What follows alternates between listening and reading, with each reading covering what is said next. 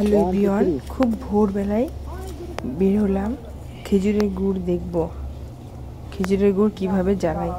তো বের হয়ে গেলাম আমরা, চলুন দেখে আসি। খাঁটি খেজুরের গুড়, একদম পিওর, কোনো ভেজাল নাই, ভেজাল মুক্ত। দেখলেই ইচ্ছে করতেছে খাইতে, তো গরম গরম গুড় খাবো এখন। চলুন দেখে আসি।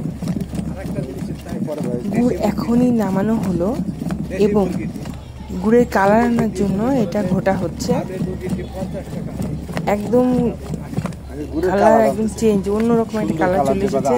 এখন ইচ্ছে করতেছে যে রুটি দিয়ে খাই। আমার হাজবেন্ড অবশ্য বাটি নিয়ে বসে গেছে। চমৎকার একটা প্রসেসিং, এইভাবে গুড়ের কালার মানে উজ্জ্বল কালার বা সুন্দর কালার যেভাবে আসবে ওই প্রসেসিং দেখাচ্ছে। Good idea. তোমরা ডিম কালেকশন করো, আমরা এখন দেখব গুড়টা কিভাবে ঢালে এবং প্রত্যেকটা বাটিতে বাটিতে সেই ওইদিকে আবার চকলেট বানানো হচ্ছে, চকলেট গুড়। এই চকলেট গুড়টা সাইড থেকে উঠানো হচ্ছে, একদম শক্ত, কিছুক্ষণের মধ্যে চকলেট হয়ে যাবে। এখনো ওঠানো যাচ্ছে। তো আমরা দেখবো এখন বাটি সাজানো হচ্ছে, বাটির মধ্যে গুড়গুলো ঢালা হবে। চলুন দেখি।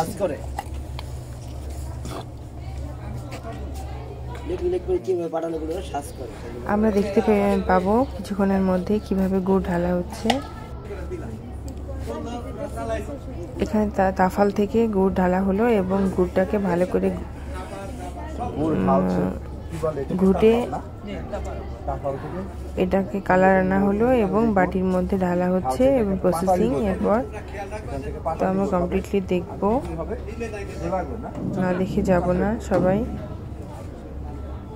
একদম পিওর গুড় ছিল, অসাধারণ কিছু সময় আমরা এখানে পার করলাম।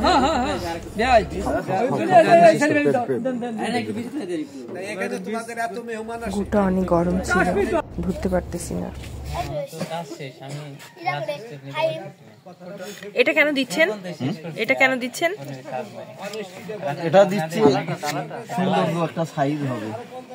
আচ্ছা, এখন তো আপনার কি ভালো পায়, আপনার উপর কি কারণ ব্যাখ্যা করি যে উঠানোটা আর মুসরাই যে আমাদের যে সংগ্রহ করা হয় ওই বন্ধন মিলেই বা